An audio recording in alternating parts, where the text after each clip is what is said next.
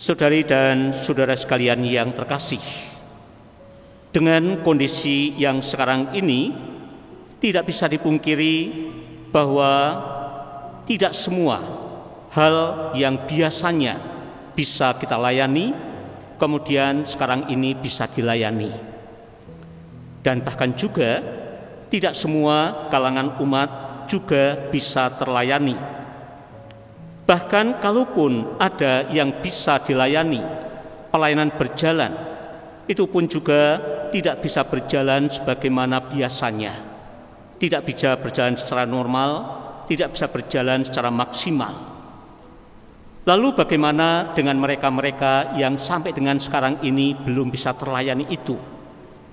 Ada yang kemudian memunculkan pertanyaan, kami ini masih Katolik atau tidak? Karena lama tidak ke gereja, lama tidak menerima komuni. Bahkan ada yang kemudian juga mengatakan gereja itu memperhatikan kami atau tidak. Sepertinya kami terlupakan. Bahkan ada yang lebih ekstrim lagi, bukan hanya soal ke gereja. Ketika ada yang mau bertemu pun bertanya dulu, Romo, kami boleh datang ke gereja enggak? Kami boleh datang ke pastoran atau tidak? Karena katanya tidak boleh. Lalu saya mengatakan, siapa yang bilang? Silahkan, walaupun usianya sudah lanjut, walaupun masih anak-anak, kalau hanya ke gereja, ke pastoran silahkan. Yang belum diperbolehkan, yakni kalau berada dalam kerumunan seperti sekarang ini. Tapi dalam keadaan biasa, tentu kalau kangen dengan gereja, kangen datang ke pastoran selalu dimungkinkan. Bagaimana dengan gereja dalam hal ini paroki? Tentu kami juga tidak tinggal diam.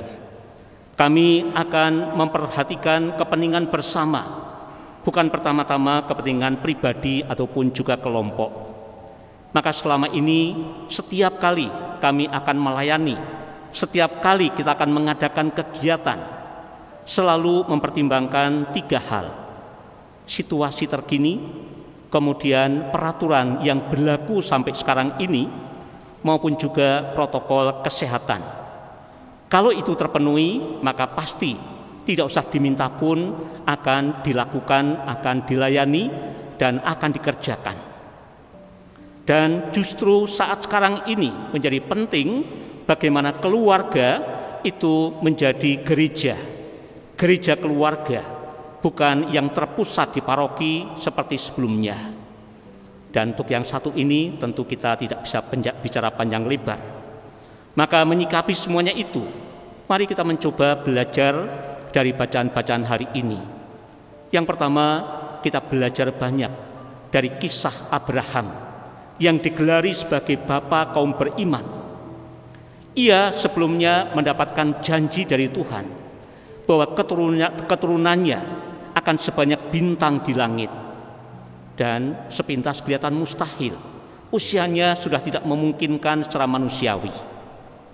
Dan ketika kemudian akhirnya mereka mempunyai seorang anak, Tuhan kemudian mengatakan sebagaimana kita dengarkan dalam bacaan pertama hari ini, ambillah anakmu yang tunggal itu yang engkau kasihi, yakni Ishak, pergilah ke tanah Moria, persembahkanlah dia di sana sebagai korban bakaran pada salah satu gunung yang akan kukatakan kepadamu.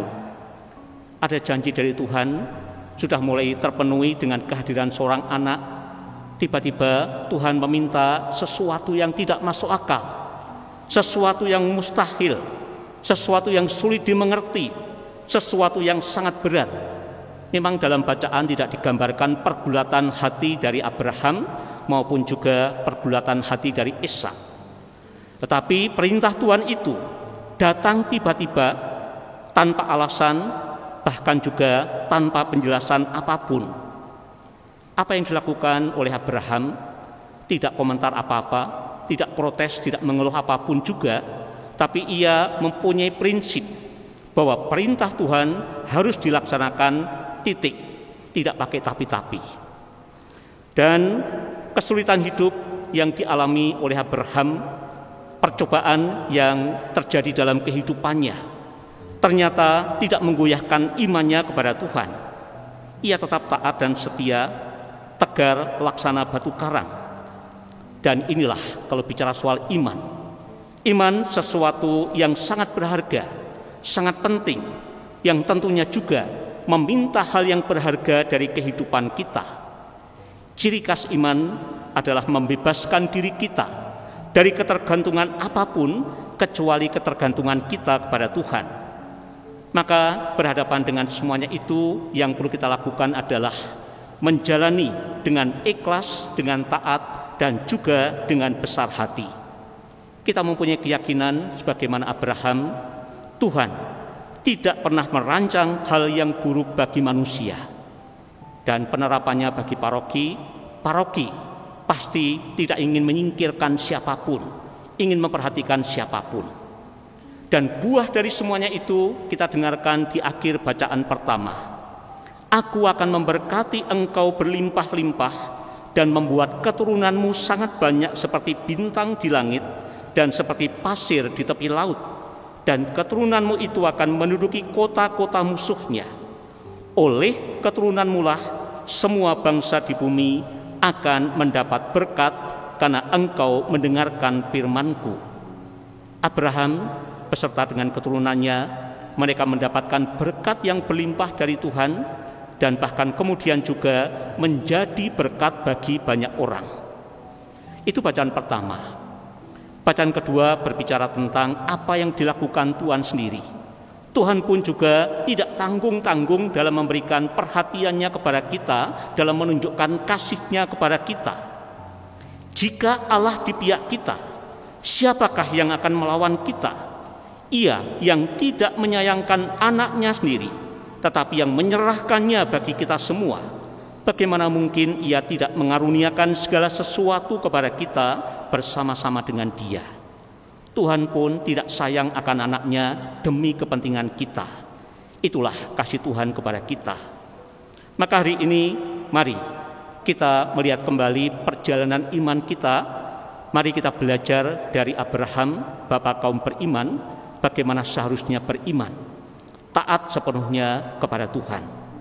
Dan melalui bacaan Injil hari ini, kita pun juga mendengarkan kalimat yang disampaikan ketika terjadi penampakan di Gunung Tabor, yakni Yesus yang menampakkan kemuliaannya.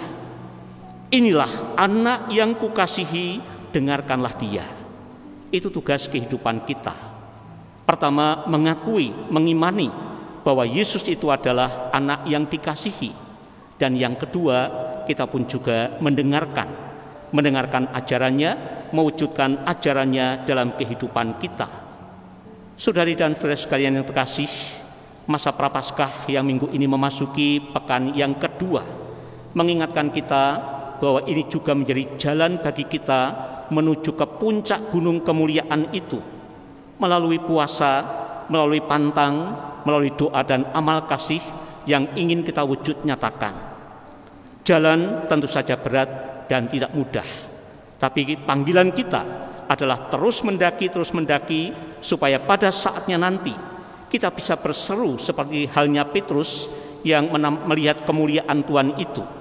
Rabi, betapa bahagianya kami berada di tempat ini. Baiklah kami dirikan 3 kemah, 1 untuk engkau, 1 untuk Musa, dan 1 untuk Elia. Penuh dengan kegembiraan, penuh dengan kelegaan karena kita berada di rumah Tuhan. Itulah juga yang menjadi kerinduan kita bersama. Mari kita manfaatkan masa Prapaskah ini untuk semakin meningkatkan dan mengembangkan iman kita. Tuhan memberkati kita.